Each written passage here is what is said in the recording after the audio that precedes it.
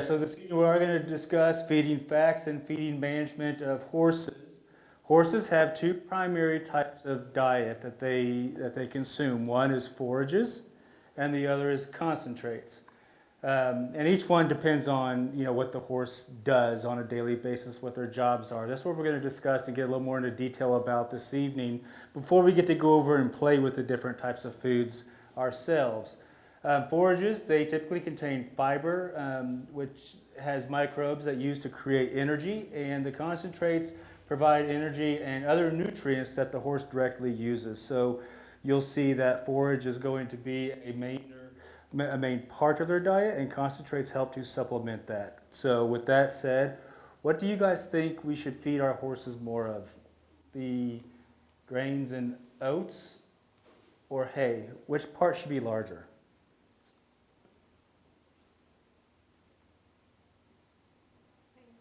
Hay. That is correct, yes. Forage. And hay is a great example of forage. Main types of hay that you have in Oklahoma. Four main types of hay that comes in Oklahoma. Do you know what kind of hay that your horses eat? No. She's allergic to that one. To which one? She's allergic to Bermuda, so we have bluegrass. Okay, so like fescue.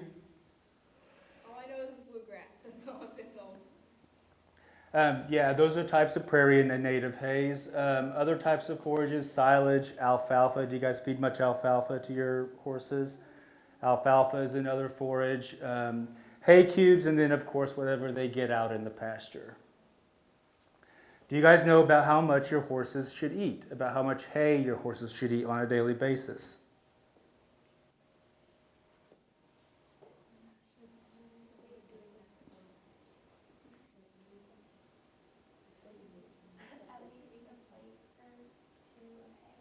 A flake or two of hay. Okay. So in terms of a horse's weight, about how much do you think that is?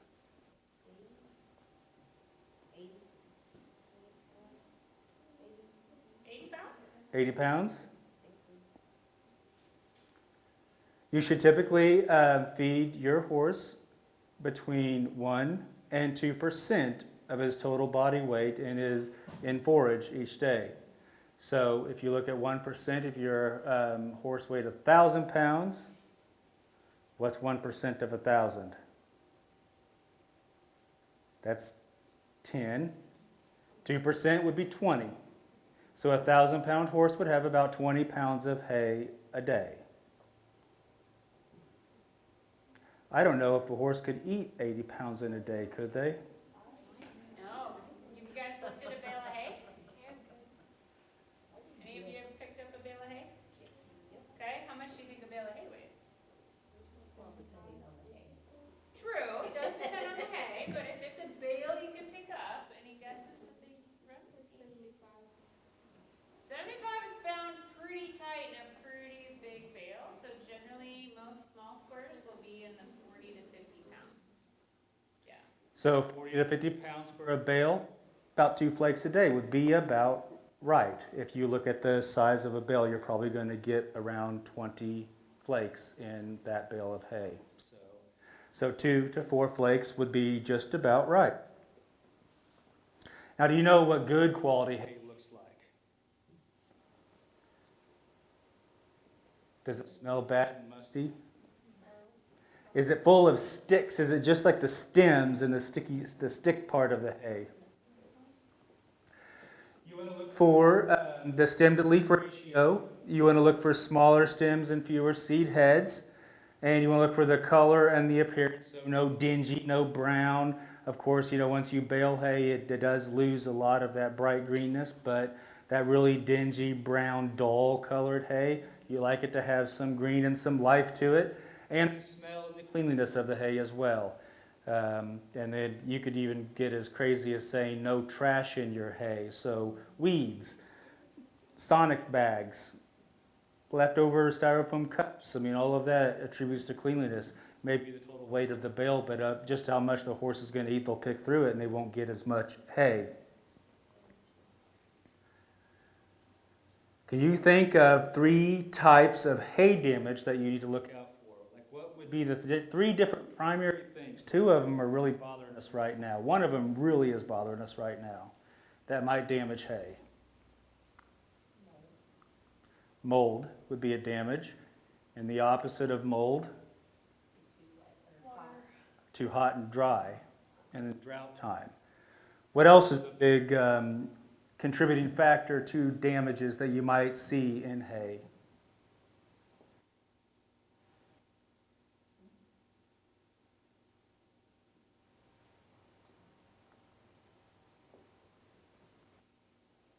What about critters and bugs, insects, others that are fighting for that wonderful hay that you're trying to feed the animals? And so insects, they will get after hay, and they could cause any damaging features to the hay. Is there anything else that you could think of?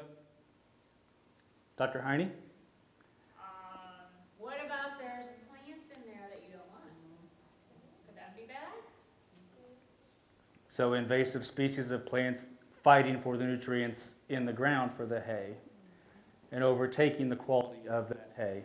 Oh, you're running. Do what? Okay. So yeah, so we covered the three big ones. Bugs, of course, we're going to talk more about bugs here in a minute because bugs can also harm a horse if they eat the wrong types of bugs, well, any bugs really, but the wrong type of bugs can be toxic to horses. Moldy hay, hay that is very moldy and stinky, and they just won't eat it, and it's not good for them. And then sun-bleached. Now, sun-bleached hay, John, correct me if I'm wrong, Dr. Heine, but sun-bleached hay is still okay, but what it might do is you might see a decrease in the amount of nutrients available to that hay. They'll just become, candy's a bad, what's a good human relationship where you'll eat it, you'll get full, but you won't get anything out of it? Yeah, I was going to say candy, but but bleaching isn't terrible, and a lot of times if you open that bale up, the hay's still good on the inside of it, and the bleaching just affects the outside of the bale. But those are some things to consider as well. We will talk about that here just in a minute. We'll talk about the different ways to store hay to help prevent some of the bleaching of taking place. As we inspect our hay in our hay fields, we also want to watch out for toxic plants. And some of those are really easy to see. Others aren't so easy to see. Luckily, horses are smart animals, and they won't eat things that are toxic to them if they have other foods available to them. So for us to be good stewards of them, with them at our property, we want to make sure that those toxic plants aren't in there, and they have a good source of food to eat, because they will avoid some of the bad plants and toxic plants that are out there. Here are some of the most common ones. Have you guys ever seen Jimson weed before out in your pastures? That's kind of a picture of it here. Johnson grass. Johnson grass is all over this county and grows pretty crazily. Luckily, with Johnson grass gets into your bale, it's not as toxic, but we do see a lot of farmers and ranchers out here spraying like sides of roads where you'll see it underneath by overpasses and in bar ditches. That's where a lot of Johnson grass grows. Snake root, nightshade. I have some buttercup in my pasture that we're constantly trying to get rid of. And those invasive species seem like that once you think you kill them, they show up somewhere else. And pokeweed, that's another one. These plants are, do you know why they're toxic or what? They all kind of cause something a little different causes to them, but do you know what I guess symptoms you might be able to see if your horse does eat some of these types of weeds? Colicky, yes, they will get colicky. They could get lethargic, tired. They won't eat. You'll see them in some severe cases with some of these different species. I think Jimson weed is one of them, that if they eat too much of it, they'll have convulsions or they'll have sweats. And if they're very, very toxic, they could even result in death. Some of those are more toxic than others. I know pitted fruits, cherry trees, for example, those are very toxic. And those, when a horse eats those and processes those, chemically, it creates a cyanide effect inside of the animal, and so that is very toxic to them. And some of these others create the same thing. Others will create an alkaloid effect, and that basically creates the lethargy in them. And we'll also see signs of distress and sweating and even some dehydration as well. There are other things to point out about what you might notice in a horse. Drooling, and then any neurologic. So neurological deficits are going to be a big one. You bet. So here's what we were talking about earlier with the bugs. Blister beetles is the big one. Blister beetles are toxic to horses. And does anybody know what an ionophore is? Does anybody have anything else other than horses? Do you guys have sheep at home or cattle? You have cattle? Some cattle feeds will have ionophores in them, and some of the other livestock feeds will have that supplements in there, and horses don't process that as well as other livestock animals do. Which is why it's very important while you're here tonight to feed the proper horse feed to horses and not other livestock feeds to horses. Any questions about the blister beetles or other feedstuffs or the hay or the quality of your hay? Obviously, looking at the amount of hay you've got to feed your horses each day, it's a pretty important part of their diet and is the primary part of their diet. So if they're not getting a proper amount of hay, that's where you'll see some of your malnutrition in there and some of the issues that we'll talk about later on. Any questions about forages? What do you suggest as far as checking round bills? Because I mean, it's a lot easier to check a smaller, rectangular belt, but if you are looking at a round bill. So if you have concerns, if you already have the round bale at your home, we can test it. So we've got tools in our office where you can screw into it and we can get a hay sample at the core. It's a hay core, and so you'll see that a lot with some of the larger ranchers that ranch with that have hay fields. They'll go through and they'll just get a core sample out of each bale of hay, and they can test it all the way to the inside. From my experience, round bales stay pretty healthy on the inside. The longer they stick around, they do better under cover. They do better when they're protected, when they're wrapped, to say so. But the hay stays pretty healthy on the inside of a round bale from my experience. As long as it's clean. As long as it's clean, Yeah. that's right. But if you do have concerns, we can test it for you and get you back some pretty detailed results so that you're not feeding round bales off to your horses. And that's how you stack them too. So round bales, if you want them to stay better, if you do a pyramid with them, then the water runs off of them. Never store them end up, because that allows the water to penetrate right in. So if you actually can, if you have enough to make the pyramids, that's the best way to store them. Yeah. Any other questions? Do you guys know where you find blister beetles?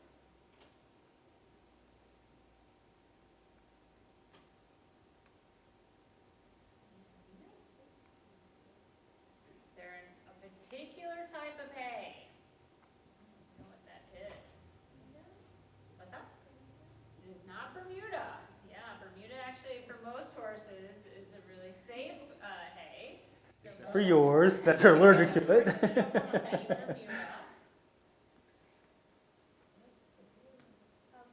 It is alfalfa, yeah. So they actually are really, really dangerous. And so we usually don't recommend that horse people feed alfalfa hay that has been grown in Oklahoma. You guys recommend getting out of state then? Yes. Yes.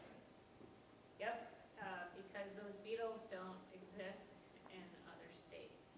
And so if you feed alfalfa grown in Oklahoma, there is a risk that can result in death.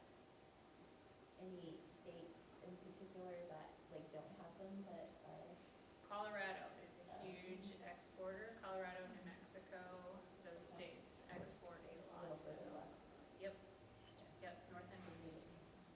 And a good alternative would be hay cubes or alfalfa pellets. And we have some. So if you are having those concerns, and I mean, I think even in price comparison, they're very similar. So you buying the bag of pellets or bag of hay cubes isn't going to be more so than just getting the actual bales themselves. And it's already gone through a lot of processing, so any mold and issues and weeds and all of that is almost a non-issue at that point too. So, good questions. The other half of their diet, or 20%, depending on how you feed your animals, are concentrates. Grains are a majority part of your concentrates within your diet. So whenever you leave for the weekend and you tell them, I want to give my horse 2 flakes of hay and 2 scoops of grain, right? The grain is your concentrate that you will feed. There are some grains that are processed and there are grains that are not processed. Do you know the difference between a grain that's processed and not processed? Process is like made in a factory, and then non-processed is like grown, like fresh. That is a very, very good broad answer, yes. So factory feeds would be feeds that are rolled and steamed and cracked and anything that is done to further process that feed. Those are processed feeds. And your whole grains are going to be your non-processed types of feed. Here are some examples of concentrates. I think what did you give them?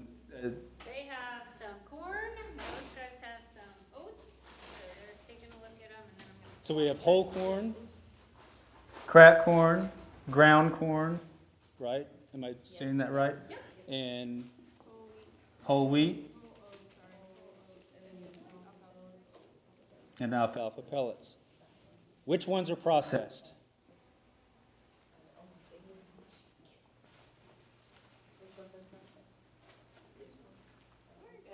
Yeah. Swap 'em. Can you get- Trade 'em around?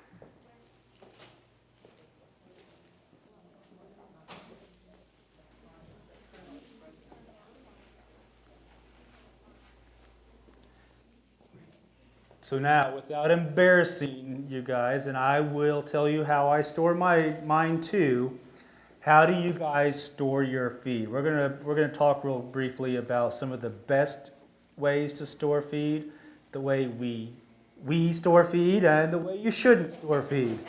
So for hay, the best place to store hay is going to be in a cool, breathable place. It's going to be in a low moisture area and off the ground. We've already alluded to that with the advice that Dr. Heine gave with you have round bales in general, keeping them off the ground, keeping your square bales on a concrete surface or on pallets. We keep ours on pallets at home. Grains, best to keep your grains off the ground as well and in a controlled environment. That doesn't necessarily mean room temperature or temperature control, just in a controlled environment so that they're not subject to extreme moistures and extreme dry conditions. Keep other rodents out of your feed, and freezers and garbage bins are some good examples of what those are. So, how do you store your feed? Grain stays in a trash can, Grain is in a trash can, and she just gets a round bale. and you get round bales. Okay? What about you guys? We store all of our feed in like airtight bins. Airtight bins, okay. And then we have our hay stacked in them On pallets, fantastic. You guys are already ahead of the game. So if we were to look at our hay storage options here, what are some of the pros and cons? This is where you guys just yell it out at me. You see round bales are wrapped. These bales are in a metal barn, and these bales are lucky to be alive.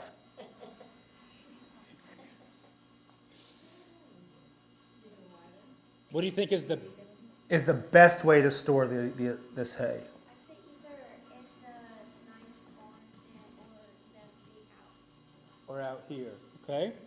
What, let's dissect both of those. What are some of the concerns we would have in here? The rain coming, I guess for the Right? The ones in the barn are also not wrapped, so if the rain comes sideways. The rain comes in and the barn's not secured if there's leaks in the barn, if the barn's got a leaky roof. So if the barn's got a leaky roof and if it's a metal barn and the barn is closed tight, what's another concern we might have?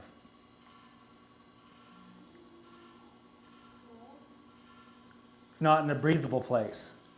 And if the hay's not in a breathable place, then that's when you can get mold. So I would say, I would agree with you. I think that having your hay in a metal barn is probably the best, as long as you keep it dry, keep the rodents out of it, keep mice out of there. We've got a couple cats in our barn that do a great job of that.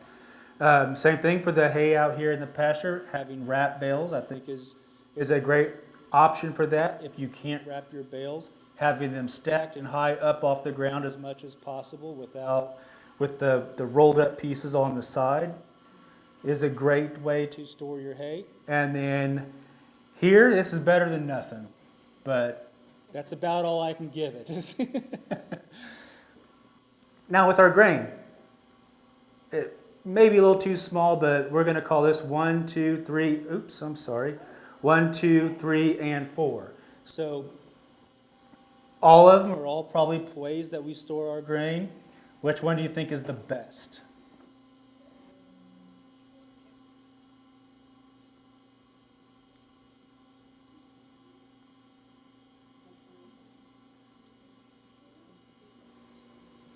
Number 2?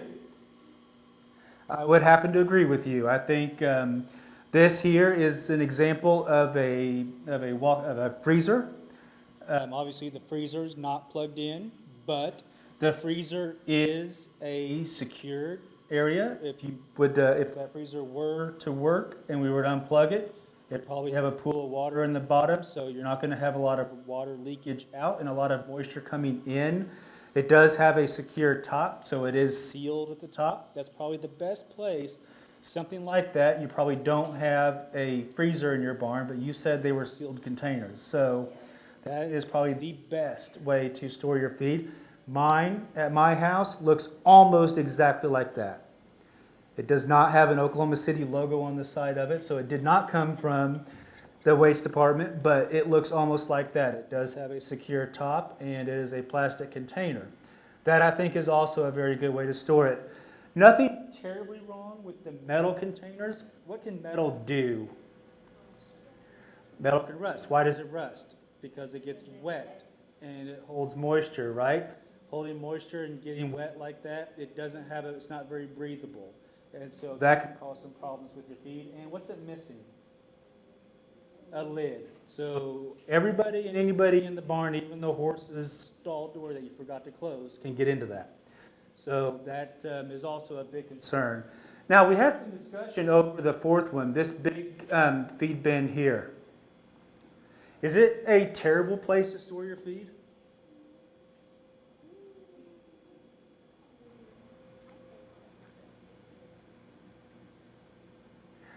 I jumped the gun and said yes, but that's because I have 2 horses. How many horses do you have?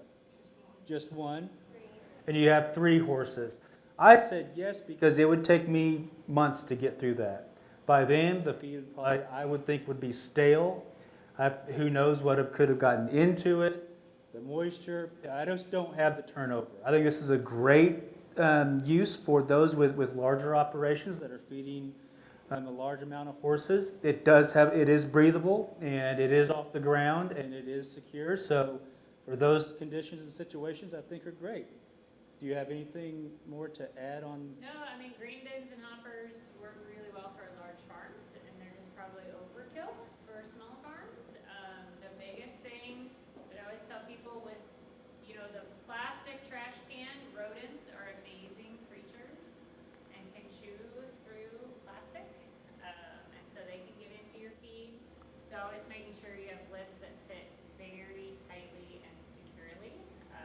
If you don't have a locked feed room, then there's always possibilities of raccoons and possums and things with opposable fingers that actually can get those open. And so if you don't have a locked, secure feed room, those lids have to be really tightly fitted, or that could be a lot of problems. So now, the age-old question, do all horses need grain?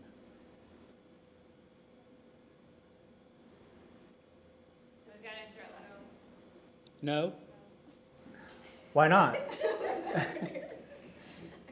Why would you think not? Most horses can survive off of the hay and be okay. Not every horse needs the extra nutrition. A lot of grain also has a lot of fat in it, so it's a lot of food. Very, very good. Yes. So your feed requirements are going to be mainly on what you're using the horse for. Is the horse a casual partner in your life, or is your horse going out every weekend busting a quarter-mile race at Remington Park? Which end of the spectrum does your horse live on? How much energy do they need to live? And feeding. How much feed do you feed your horse? I think we're feeding her a full scoop. A full scoop? Yeah. How big is the scoop? Is it like a spoon? The pink one she has over there. That's all I know. I cannot tell you the pounds or Yes, anything. yes. Okay, what about you guys? Right now, they're just on hay. Once it gets colder, then we'll start pellets. Okay. Up again, too. And do you know about how much you feed them per day? About that red scoop that you, since we're looking at the scoops over there. I brought you some A red scoops. scoop.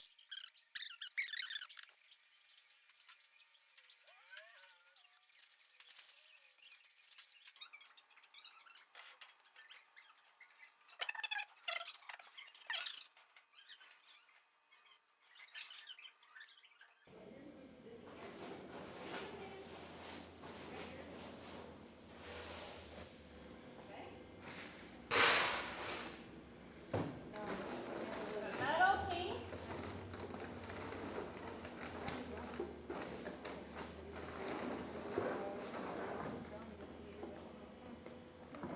Red.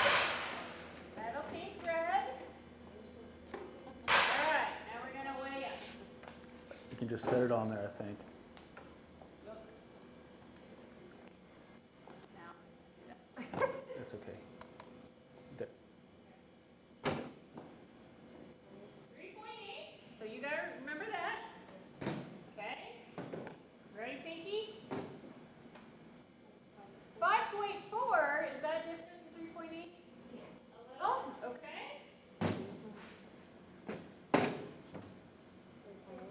3.8.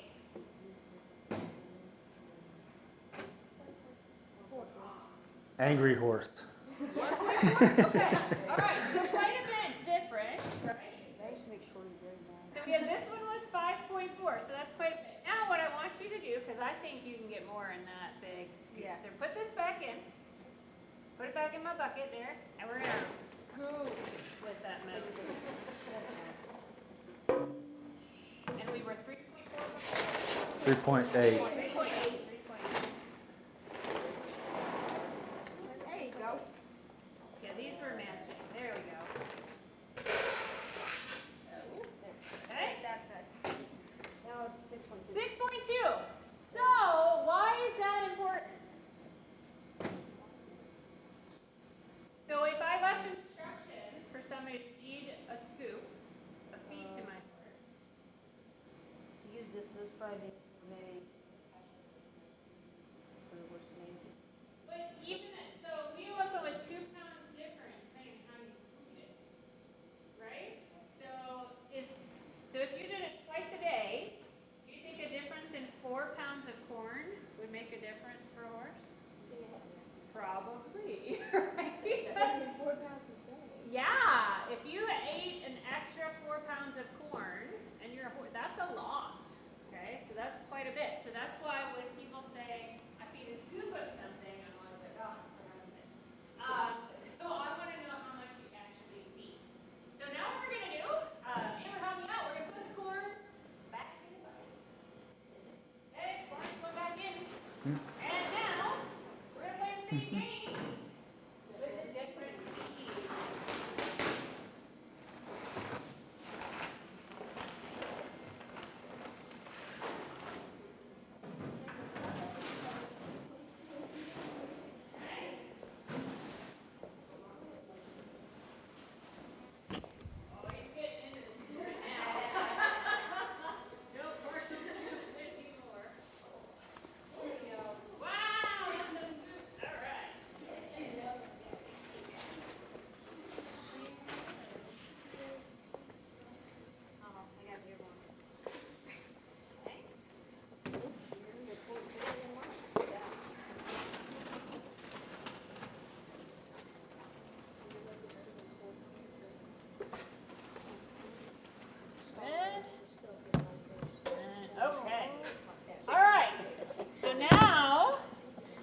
got new scoops of food.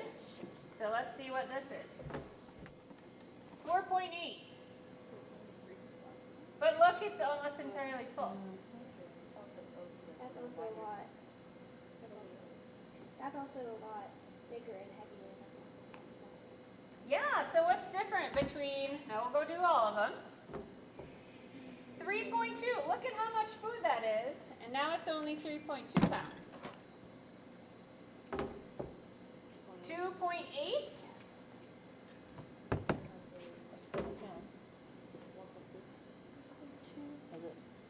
yeah, that one I touched it, 1.2, so but not very much. So how much of a difference is that between oats and corn?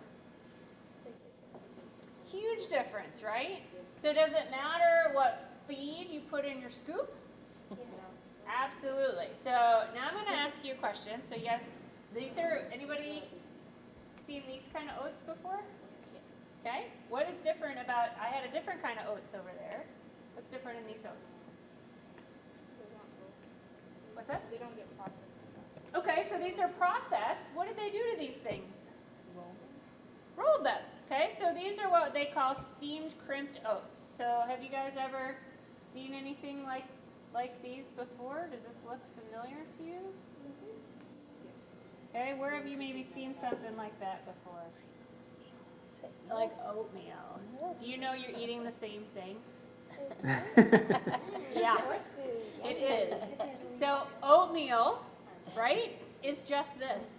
It's steamed crimped oats. Now you probably have some brown sugar and cinnamon and things in it, which the horse would probably be all over too. But that's why this looks so similar. This is literally what you eat. Okay, so they just smash it down a little bit more for people. So between these, and give me some little bit of corn. Bring that corn back up on the table there. Just give me a little bit of corn. Just a little bit. Just a little bit, yeah. We don't need to fill it. It's right here. Okay, so what do you guys think? Is there a different amount of energy or calories? Yes. Yes. Why do you think so? You said yes. Which one has more? That one. Okay. Why do you think it has more? Smaller. I think those. So we'll do this really, really easy. Hold up both your hands.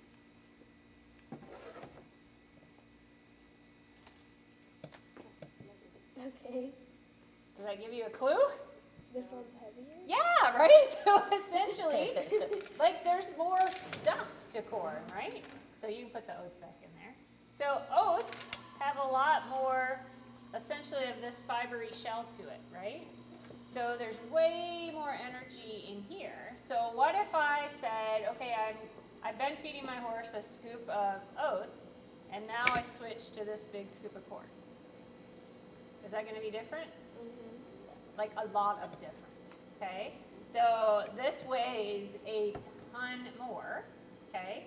And even if we weighed these both out the same, the corn would still have more energy. So even if I did 5 pounds of oats and 5 pounds of corn, corn wins. Yeah, corn wins. Because this has so much of this little fiber stuff to it, your oatmeal there, right? So which one do you think is safer for horses to eat? This one? Why? Does it make them gain as much weight? Okay, yeah, it doesn't make them gain as much weight. So that's a good thing because they can really overeat a little bit on some corns. Any other idea why? There was a person who told me that corn was never good for horses. So corn, it's not that it's bad, it needs to be in moderation. Okay, so essentially corn, because if we broke out, and we actually, hang on here, I'll be right back. With my handy stuff. Corn, higher sugar content. Yes. It's almost like a treat. Okay. So here's our corns, right? So this is whole corn, which is what I have here. This is, you guys said, is processed corn. So what did they do to it? They crushed it. They smashed it. That's the fancy term, right? They smashed this corn. And then look what they did to this. They ground it all up. And so corn essentially is just a ton of starch, okay? And oats has all of this light fluffy stuff, right? So if you look out, and you can even pick apart these, is there any grain in that? No, it's just the light fluffy fiber stuff. And so this is stuff that if the horses get too much of it, can be bad for them. Does that make sense? And so this is just safer because they can eat more of it with less stuff going wrong. So do you guys know why they take this and do this to it? Choke? They don't usually choke on corn. Yeah. Anybody know why? Why did they do this?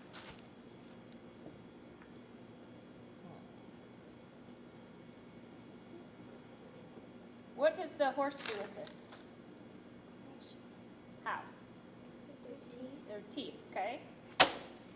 How much crushing do they have to do now? A lot less, right? How much crushing do they have to do now? 0. So essentially, the more that we chop it up for them, it's easier for them to eat, and it's more digestible. So think of it as this is pre-chewed. Okay, that's honest to goodness what we do. Have any of you fed whole oats to horses before? You have? No. Okay, what does it look like? How do you know if you fed whole oats? They usually leave around to start for this. Okay, have you looked through their horse poop? You should.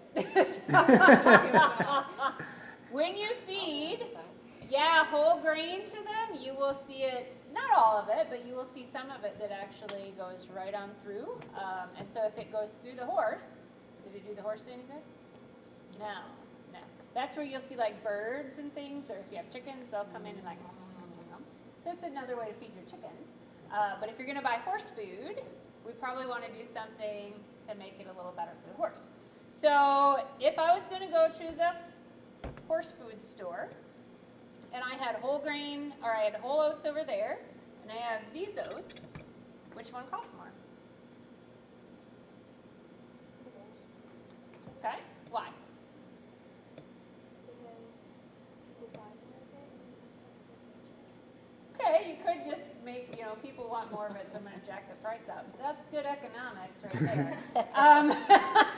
But there probably is a different reason that this one costs more, although you're wise to the world already, good job. So we'll do this one. Why would this one be cheaper than this one? Process. Does processing cost money? It does, okay? So that's kind of your decision. So a little bit more processing gets you more digestibility. It costs you more, right? So it's a trade-off, right? So that's really what they're doing. And then I'm gonna kind of get another bag of stuff.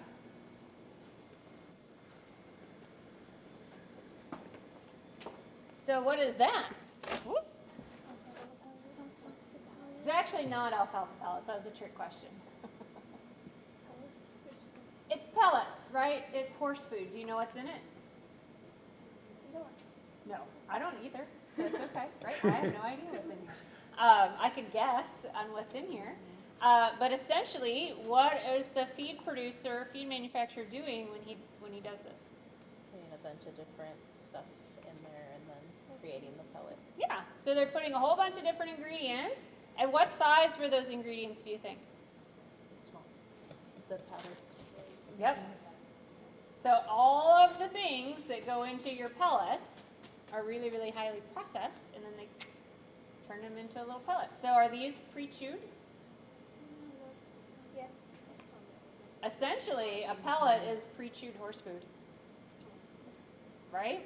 So because all they got to do is get it moist and get it in their tummy, and somebody else already chewed it for them. Okay? Does that kind of make sense? So what costs more, this or this? This one does. Yeah, absolutely. So it doesn't mean that these aren't feeds for horses. There's just a spectrum on what we can do and price-based, but that's kind of why some things cost more than others, is they've got different things in them. So because the pellets have different vitamins, minerals, feed in them, do they need less pellets than they would of the whole grains or processed grains? That's a really, really good question. You need less stuff, okay? Right. So if I'm feeding whole oats or whole corn, what I may not be doing is getting in all of the mineral that the horse needs. And so if I'm using whole feeds, then I probably need to make sure that I'm putting a mineral supplement in. Whereas these do the work for you, okay? So that's why they're easier.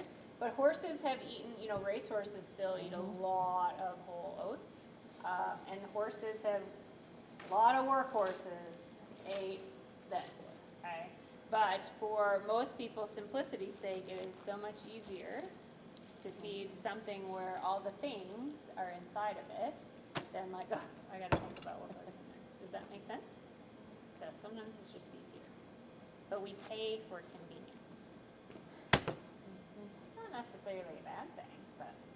Okay, so you guys are gonna go home and weigh your feet out, right? Yeah. Yeah. Once we buy a scale. Or you can bring it to your. Right, bring it here and we'll educator weigh it they'll like we do the weigh mail. for you, yeah. But it really does matter because people can scoop things so differently.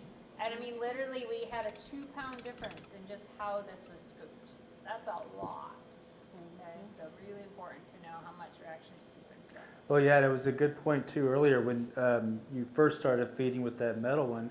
If you go on vacation and they are feeding 1 full scoop a day, you come to feed for them and your full scoop is half of the scoop, you're actually feeding that horse half of what that horse is used to getting. And I would be worried about the overscooper, right? So Mhm. I'm a lean Yeah. scooper, and I'm worried about the overscooper that would feed them maybe Too 4 much, yeah. pounds extra a day. That's a lot. Because if your scoop is, 3.8 pounds, and then I came in and like the second scoop you did, I'm giving you 6 pounds, come home to a fat horse. Or one with the tummy. Yeah. Or a tummy ache, yes. Yeah. Horse does feel like a fat horse, but other animals don't like a fat animal. I mean, yes, horses like to be fat too. We just don't always want them to be fat, so. Good job, guys. Does that make sense? Why that's so important? Very good. Now, anybody want to eat some of this? Come on, a little sugar cinnamon. A little bit of water in a microwave. Yeah, really, it's a good breakfast. That's right. Stand on the human scales we brought and hold something worth that 20 pounds and then take it off and weigh yourself. You can kind of get a good idea. So you might do that when you get home.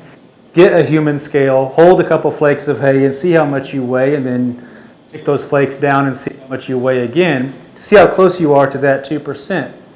But do we know the absolute minimum? It's really conditional, and we've really discussed that over here when we're looking at the different types of feed and feedstuffs. It really is conditional on the job that your horse is doing. So if you have a horse that you trail ride and you play with and you do some things here and there, they probably don't need to have as much concentrate as a race horse or an exercising horse would have. And then Dr. Heine has a rule of thumb, no more than 5 pounds at once. Do you want to expand on that? Yeah, so the big giant scooper of corn you did, so essentially 5 pounds of grain at once. Make sure that that starch doesn't get out of the horse's small intestine and get back into its hind gut. Because if it does, crazy stuff happens. And then the other thing, have any of you ever eaten a whole lot of candy at one time? Yeah, right, okay, that's all, we can admit that, right? We've eaten a lot of candy. So the horses can get like a sugar rush, right? And so this gets a little deep, but there's a hormone that goes with that big sugar rush that actually, if they have too much of it, can be bad. So we don't want these horses' insulin level really, really high. And so if we feed smaller amounts, it keeps them safe. And so your exercising horses follow the same guidelines as a companion horse, and you just add additional grain with the amount of work the horse is doing. You'll see here on the next slide or two, it'll talk about, here's your trail horse, and so we're talking about just a minimal amount of grain. And then an exercising horse, a horse in training, could use a little more grain because they're using that energy to exercise. They don't need to have 20, 30 pounds of grain, but another extra scoop to support that. Your performance horses and horses that are even more so in an exercise routine in the competition world. And then you will see, if you ever go back on the backside of any of your racetracks, those horses are eating a very high energy protein diet, and that is because of the amount of energy that it takes for them to do their job. So a lot of it really depends on the job that the horse is doing, on how much grain that you need to feed them. So knowing that, what are your horses? Where would you put your horses? Are they here, or only when you let them out in the pasture? Or are they typically here?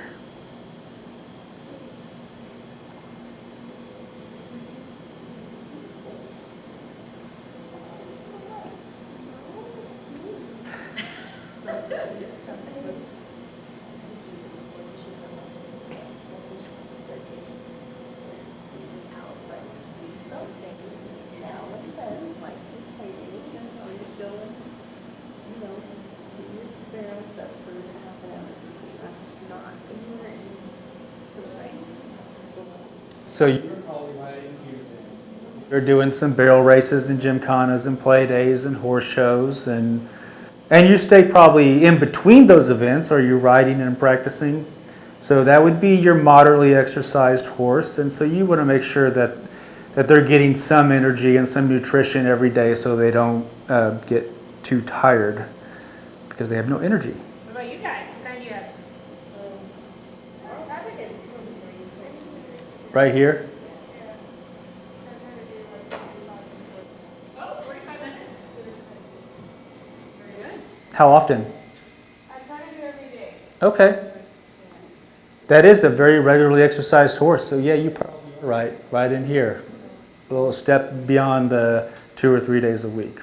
Very good. This here is just a graphic to kind of show exactly what we just talked about. So your horses that are trail riding and doing some companion animal type work, hay plus a little bit of grain is always going to be helpful and give them a little bit more energy, a little bit more calories into their diet.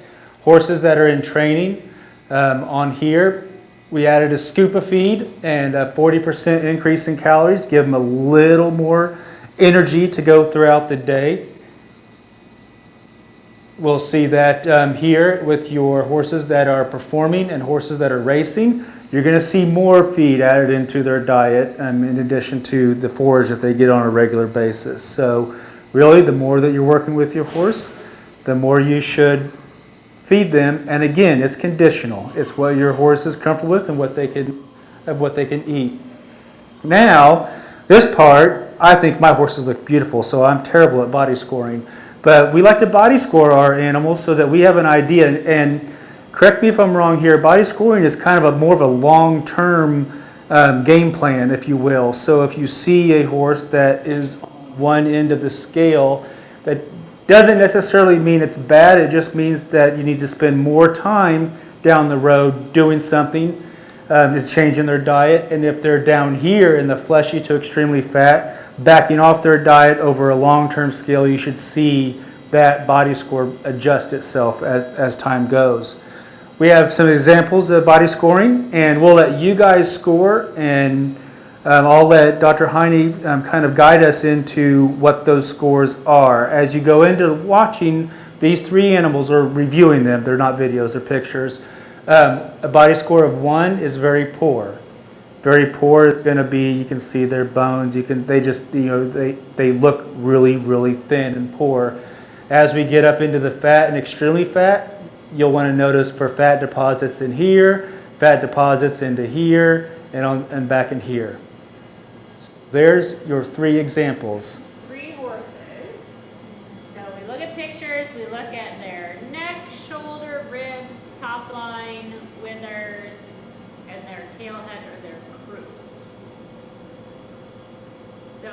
we start with the horse and so 5 is in the middle. So 5 is what we would call ideal. We want horses to be a 5. 9 is really, really fat. 1 is extremely thin. And then we can pick numbers in between. So if we start with the horse on the left, is it a 1? No. Is it a 5? Okay, why is it not a 5? It looks fat? Okay, how can you tell it's fat?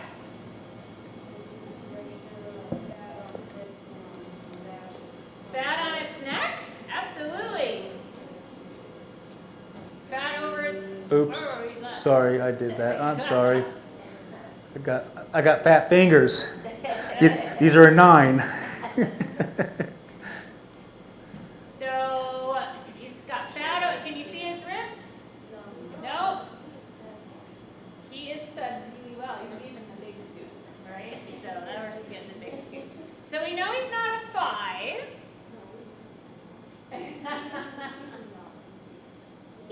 Well, believe it or not, I've actually seen fatter. So yeah, probably 8. That's what I would use. Use an 8. So how much of our grains do we give him? Maybe none. Remember my little fat pony picture? How much grain did that fat pony need? None. So what could that horse eat? Yeah. You still want to give him a little grain. Yes. Here's your coffee. Well, I tell you what, that's not uncommon or a good idea because sometimes we still want the horse to be able to be caught, right? We want the horse to come up where we can see them. We still want the horse to be happy to see us. And so in that case, maybe using literally a coffee cup and be like, here you go, buddy. They'll still love it. They'll be like, yep, eating my grains. They don't know that you could have given them a big scoop, but they'll be happy with their little scoop. So it's usually a pretty good idea. Yeah, just practically. It's not really doing anything for them, but you know, good. All right, what about the middle one? What do you think? I hear a 3. Okay, why? Why do you say 3? Okay, so ribs. Whenever we see the ribs, he's less than a 5 automatically. Any place else that looks skinny? His neck. Look at the difference in the shape of the neck between the one on the left and that one. See how you can see his withers and how his neck is kind of sunken in before his shoulder? Okay. He's sunken in the back. He doesn't have a lot of muscle or tone over his back. Yeah. Why do you say he's old? Yeah, you guys see how he's kind of gray around his eyes? And that kind of sunken appearance to their back, honestly, is more common in an older horse. So yes, it is an older horse. So what would we want to do for him? We need to give him more. Okay, should he get green? Yeah. What kind? The pink. So the size. But what do you think? What happens sometimes with older horses?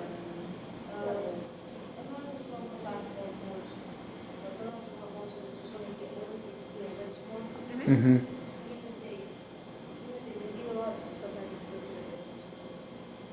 Yeah, but there's a key to older horses that you might need to select certain types of feed. So anybody knows what happens when horses get old? They can't chew very well, right? They can't chew very well. So, what kind of feed is good for older horses? The chewed up food, right? You let somebody else chew it for them. So the more that you give them pre-chewed food, the better off that they do, okay? So sometimes then, do they need a lot of hay? Okay, you're old. You don't have any teeth anymore. Yeah, so sometimes instead of what we just said, give them all of that hay, sometimes we have to choose something different that's essentially pre-chewed hay. Do they make pre-chewed hay? They do. Yeah, I've got some over there. So we'll take a look at that in a little bit, but they do make pre-chewed hay for horses. Okay? Does it cost more than unchewed hay? Yes, it does. It does, absolutely. But we'll take a look at some of those over there. Yeah, so is that what you're picking? Fine? Does he look pretty nice? Yeah, because. Yeah, that's, A big difference between the bag, because the bag animal is pretty good. But then the next person does need to skin.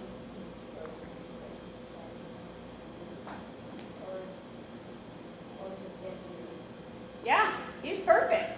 So if somebody asked me about that horse, I'd say just keep on keeping on, right? You're doing awesome with your feeding program, and we probably don't need to mess with that because he looks really, really good. Very good, guys. Yeah. Here's the hard stuff. The math equation. Math. Do you want to review the math equation with them on that? So, And I left them in the office. I had those weight tapes. next time.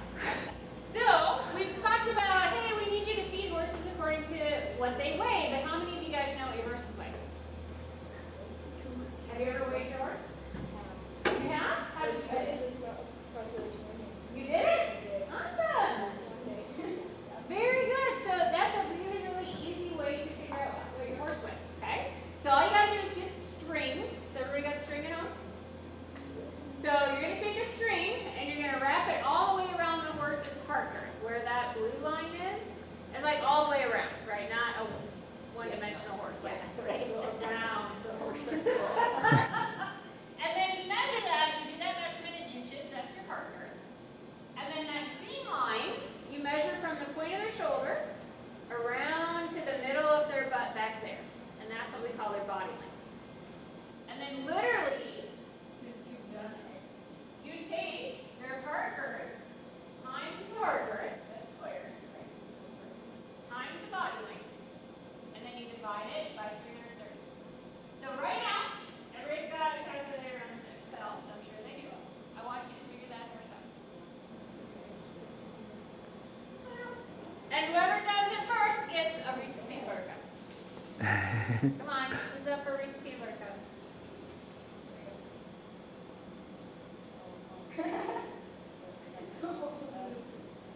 838?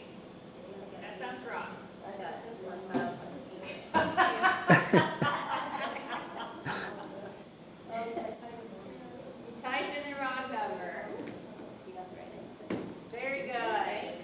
So it's a really, really easy way to weigh your horses, and it doesn't involve a livestock scale or anything fancy. So super fun project you can do at home, and that way you can figure out exactly how much your horse needs to eat. So everybody needs to do that. And that equation follows all horses.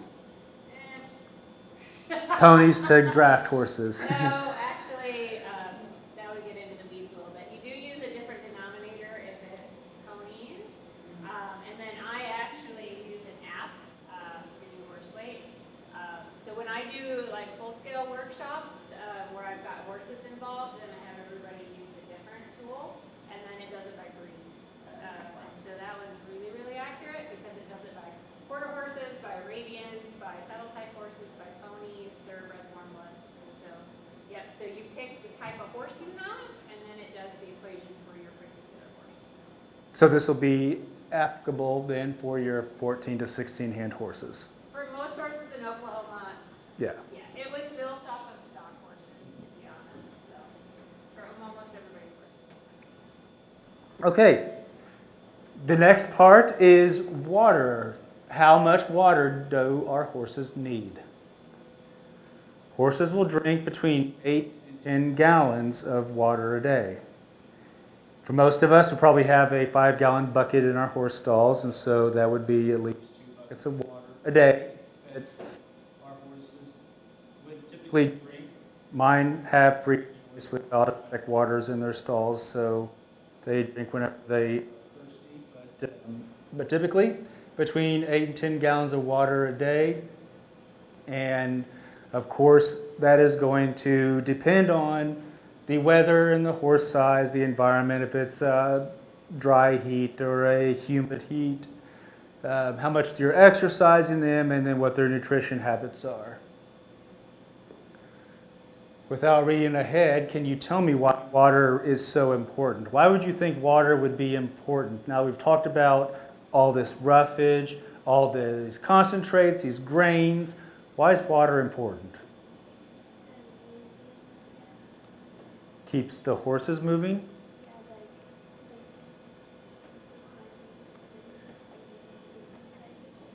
Keeps them hydrated. What does it do to the food?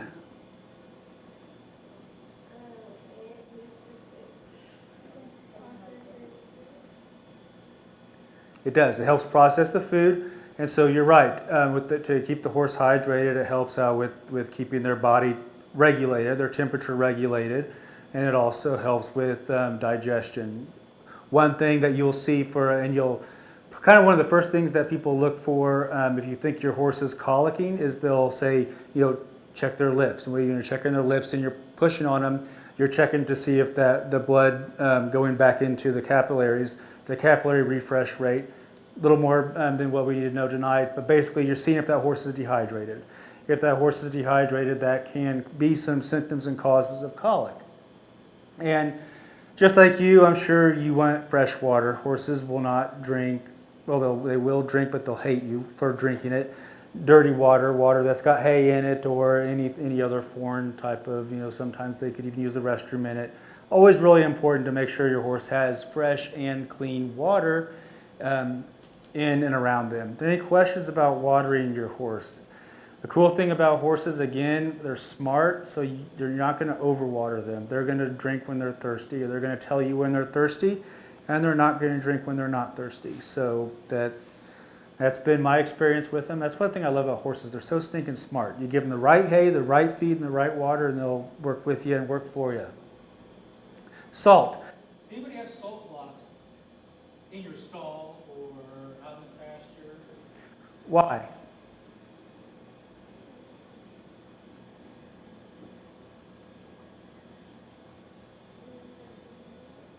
Do what? It is essential mineral, yes.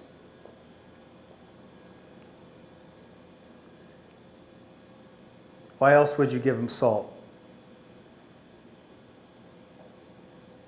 It can help encourage them to drink as well, to make sure that they are drinking as much as they need to. But yes, salt is a very important nutrient in a horse's diet and a very important part of their dietary requirements and needs.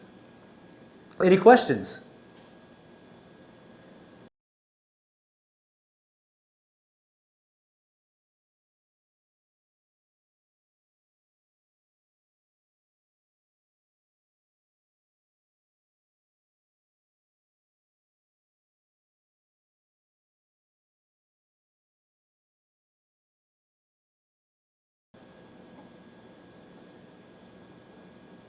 Anything? No, I've got some stuff here. We're gonna, got some hay for you guys to look at. I've got some different things here. So we looked at our grain, right? So we went through those. Then I've got some other stuff for you guys to take a look at. All right, so we're gonna do a little hay evaluation here. So you guys can kind of gather around. Gather around here.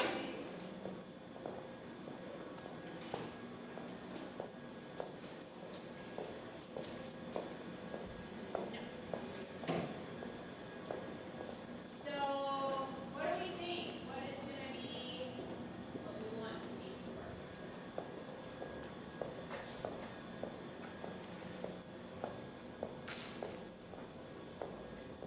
Okay, so you like this one, and you guys like this one? Okay, why do you like these two?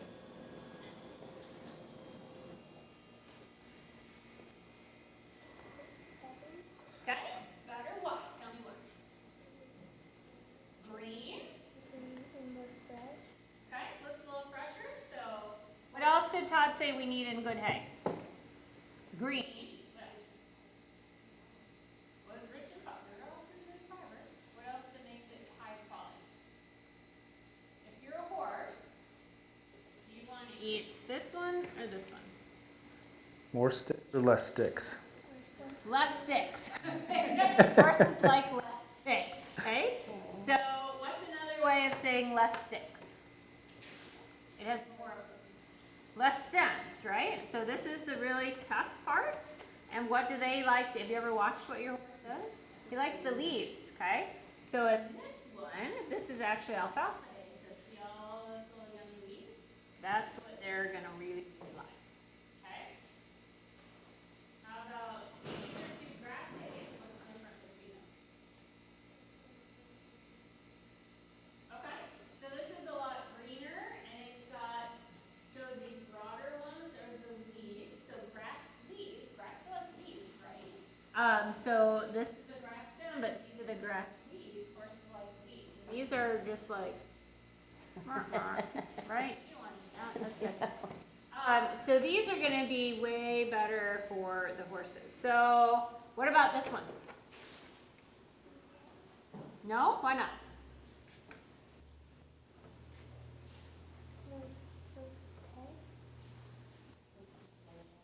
Okay. We know what this is.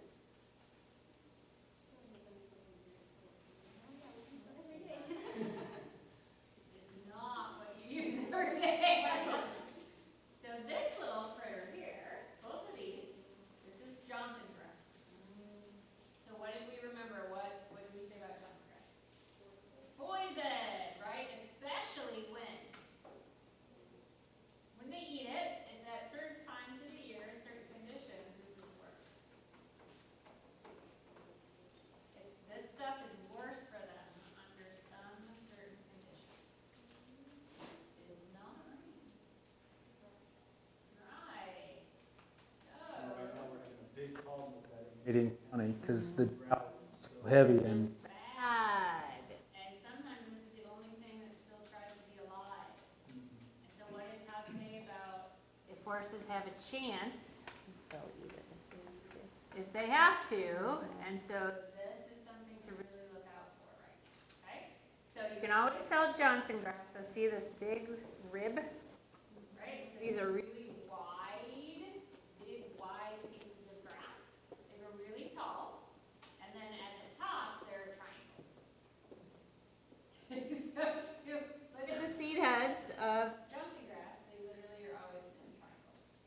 Just what they do. and I think you can get like 6 foot tall. Yeah, They're they're big, big plants. So these are bad. You want to keep your horses from eating them. They don't look like Bermuda grass grown up. No. This one's just fun. You bring what this is.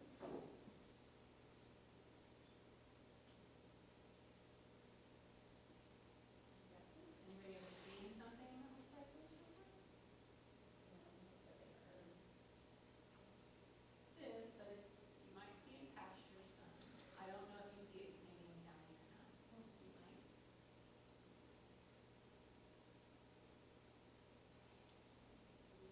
So this is a little thing called cerisa. Have you ever heard of anything? Cerisa is an invasive plant, and it can take over your pastures, and horses don't eat it. And so then you'll have this nice green stuff that horses be like, no, I don't want it. How about this one? Correct. Remember what one that was? It was on the list. Something up here, I remember. It was on the list. It is nightshade, yeah. So nightshade actually has these nice little purple flowers, but it is pokey. So if you try to like pull it up with your bare hands, it'll stab you. So it's also called horse nettle. So we don't want that either. And then anybody know what this little friend is? Oh, Gracie, I see our pastors are infested with that. Oh, no. So there's a good thing that they got to keep. Probably is a good thing. Too big of a. It is a weed. It's not a stinging nettle, but it's like. I think I saw it, there's Yeah, it one kinda that looks looks like that.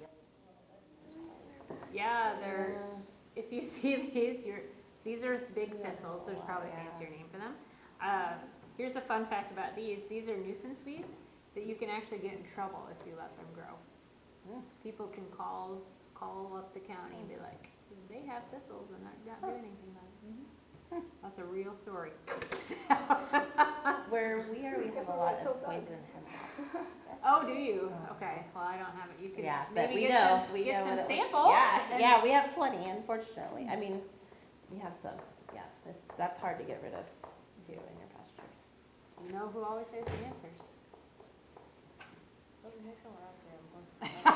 We have a list of people that can spray for you. Oh, Yes. Yep.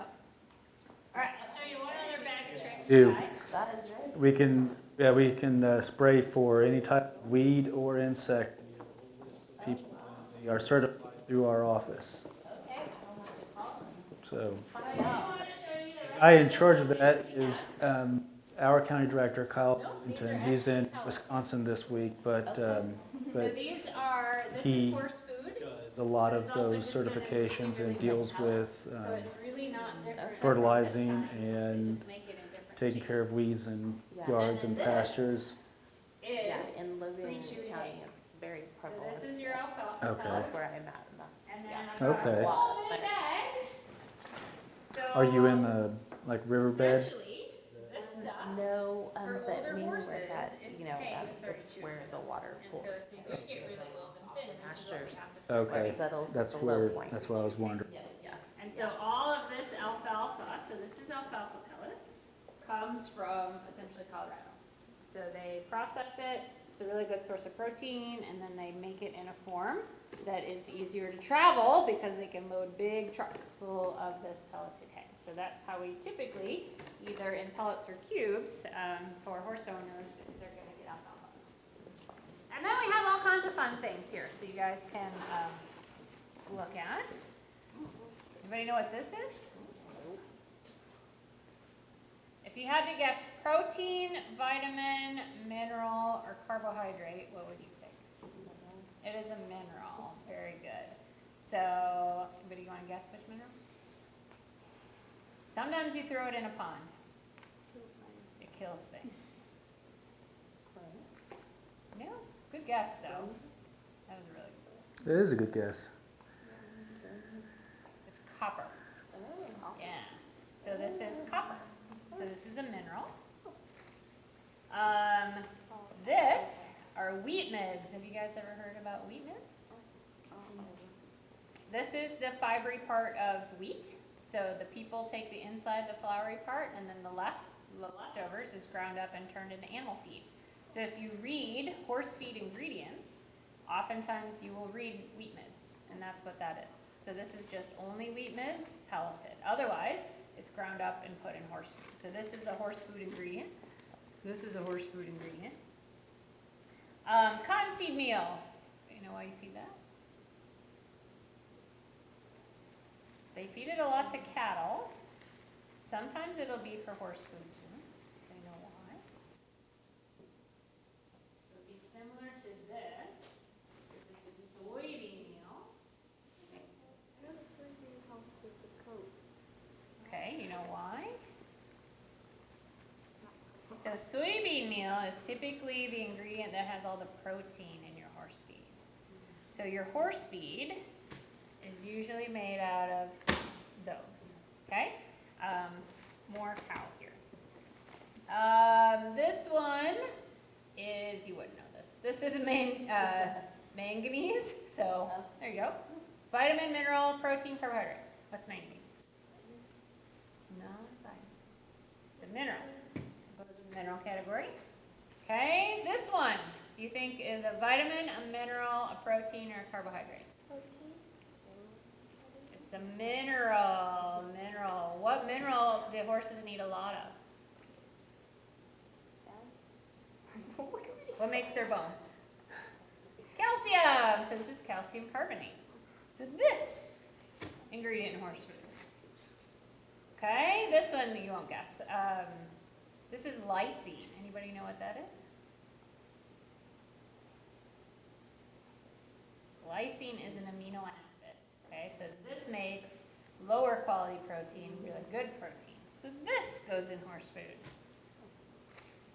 Okay, hard to guess. Mineral, vitamin, protein, or carbohydrate. Good guess, this is a Just 'cause vitamin. it's, just 'cause Yeah. it's the color. This is a vitamin, but this is one that we do add to horse food quite a bit. This is vitamin E, okay? So this goes in horse food. So we're making horse food right now. Okay, anybody want to guess what the heck this is? Cotton, okay? Cottonseed hulls. Is this horse food? No. That's cow food. Cow food, okay? All right. Protein, carbohydrate, vitamin, or mineral? It's not a vitamin or mineral. Carbohydrate. So this is corn dried distiller's grains. So this sometimes goes in horse food. I'll just tell you, we'll quit that game. This is zinc. Does that go in horse food? Yeah, what is it? Vitamin, mineral, protein, carbohydrate. It's a mineral, so that's gonna go in horse food. Zinc and copper, very common in horse food. Vitamin E, very common in horse food. Okay? Those are oats. We did that already. That's alfalfa. More oats. Salt? What's that? Vitamin, mineral, carbohydrate, protein. Mineral. Okay, this is another dicalcium phosphate. Mineral, horse food. Okay, vitamin A, does that go in horse food?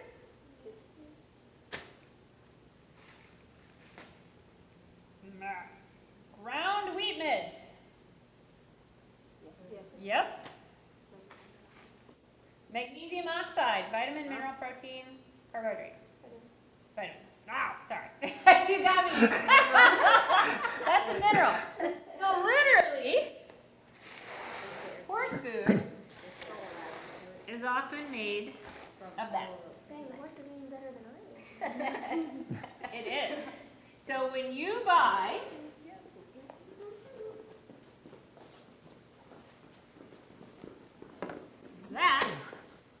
that is what they've done. They've taken all of these things that horses need, and I'm not kidding, you can go look at a bag of horse food right now and probably find all of these in that. So all they do is take all of this stuff, put it in a pellet, and there you go. If you look on the horse feed that you buy, there's a white tag typically that's sewn into the edge of the bag. It'll have all of these in here with the amounts that are given in it for each day.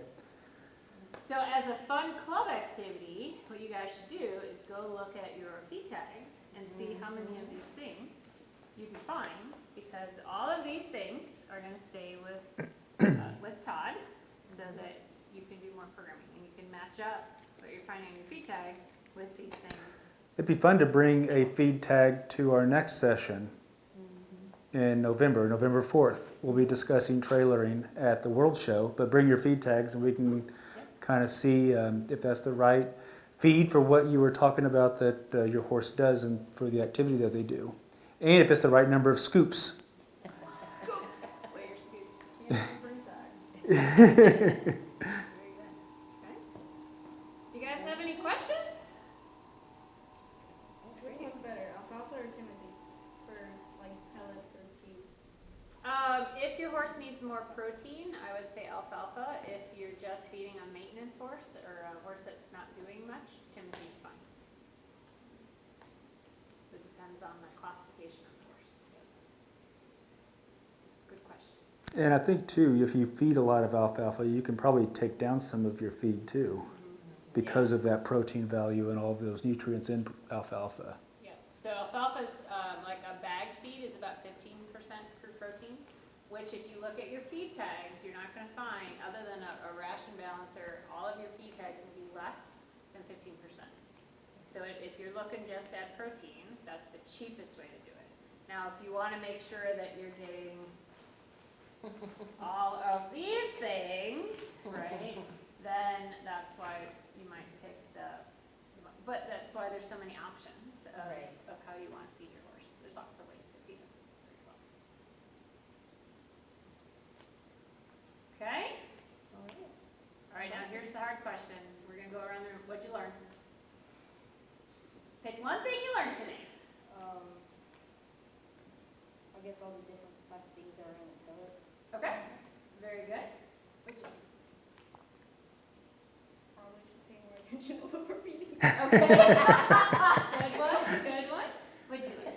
Feed your horses and what not to feed your horses. Okay, what to feed them and what not to feed them? I like looking at all the grasses and figuring out. Okay. What Johnson grass looks like. so Okay, looking, yeah, that's a good one. Yeah, Very important that's one. very helpful. Very good. What'd you learn?